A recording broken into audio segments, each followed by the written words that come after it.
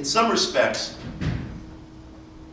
the philosophy that we identify today as positive thinking, new thought, mental metaphysics, it has its earliest roots in the work of a Viennese occult healer named Franz Anton Mesmer, who became very popular in the royal courts of Europe for a brief period of time, starting in the late 1770s.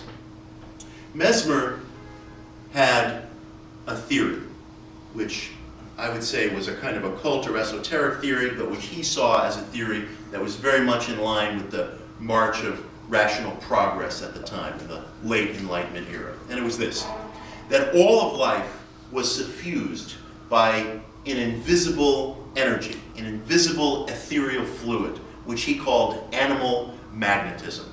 And that if you could place an individual into a trance state, into a trance that later came to be known as what we call hypnotism, but at the time was called a mesmeric trance. If you could place a person into a trance state, the mesmerists could manipulate their animal magnetism, manipulate this invisible bodily fluid, and cure them of ailments or diseases,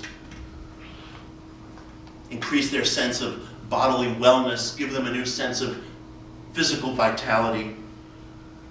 People would suffer from ailments all the time in the Enlightenment age with no availability of medical care whatsoever. And lots of people, especially in royal courts and salons in Paris, said that Mesmer's trance states and his manipulation of their animal magnetism had healed them of diseases and ailments that had resisted years of treatment. Now,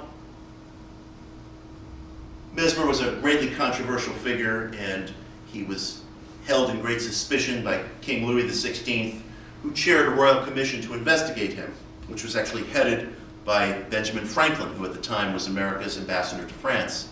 And in 1884, this royal commission, appointed by Louis XVI, just a few years before he was toppled in the French Revolution. 1784.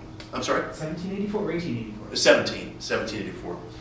Just a few years before the French Revolution, the Franklin Commission issued its report to the king and concluded that Mesmer was a fake and was a fraud, and that there did seem to be some healings that occurred among people who were under these mesmeric trances, but they were all in the imagination.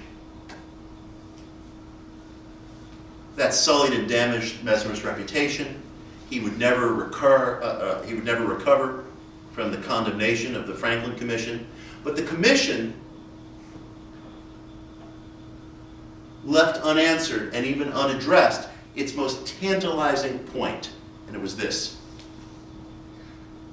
If these cures were all in the imagination, as the commission report put it, why should anything be happening at all? Why should there be any cures? Why should there be anything ephemeral to report? The commission made the mistake of conflating the word imagination, which was actually a well-chosen word in some ways, with fantasy. But they weren't saying it was fantasy. They were saying that there was no existence of animal magnetism. That much they felt certain of. But when they said it was happening in the imagination, they stopped at the threshold of the most intriguing question. What Mesmer was actually doing, and what I think some of his first generation of students grasped in a way that he didn't, was that he was struggling to come up with a terminology and a set of methods to tap the powers of the subconscious mind. He called it animal magnetism. We didn't possess a psychological vocabulary yet. Terms like subliminal mind or subconscious mind or unconscious mind, they wouldn't be heard until the early 1880s. This was a century before the Western world even began to mold the clay of a psychological vocabulary. Mesmer's students, his best students, some of whom later traveled to America after the French Revolution, persecution swept so many different parts of the society in France that some of Mesmer's best students were jailed, were persecuted. there was a kind of a witch hunt atmosphere, and people interested in all kinds of philosophies that didn't coalesce with whatever the dominant political strains were from one season to the next experienced persecution. That included some of Mesmer's best students. Now, some of them came to feel that the master was wrong about the existence of this animal magnetism, about the existence of this invisible ethereal fluid, and yet his methods were working. And they began to struggle with some of the earliest attempts to describe the existence of an unseen mind, a mind that had effects on our bodies, effects on our consciousness, effects on our sense of well-being, but that it wasn't the same mind that we used to chop wood, to plan out where to dig a well, to plan a trip.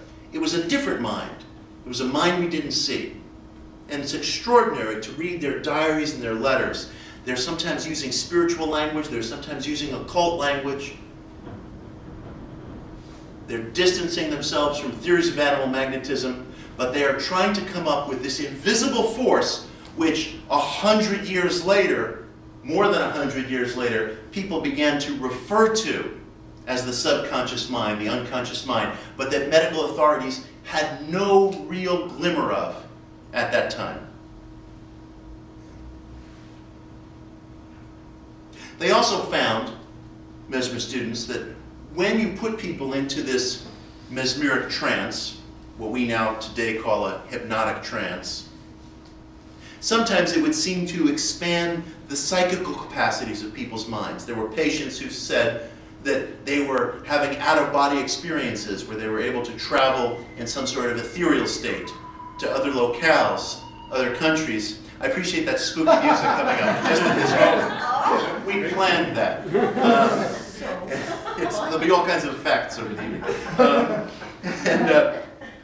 Some patients described the capacity of some kind of clairvoyant perception, where they said that their minds could travel not only out of body, but into other people's bodies and identify diseased organs and diagnose diseases. Some patients of Mesmer and his students were able to speak in foreign tongues and languages that they had never learned when they were in these mesmeric trance states. So there were all kinds of unusual things going on, but a lot of this progress, a lot of this study, a lot of this experimentation got cut short by the French Revolution. But fortunately, in the generations ahead, some of Mesmer's students were able to travel across the Atlantic and come to America, where in the early 19th century, in the decades immediately following the French Revolution, there was a crying need for alternative therapies, alternative means of healing.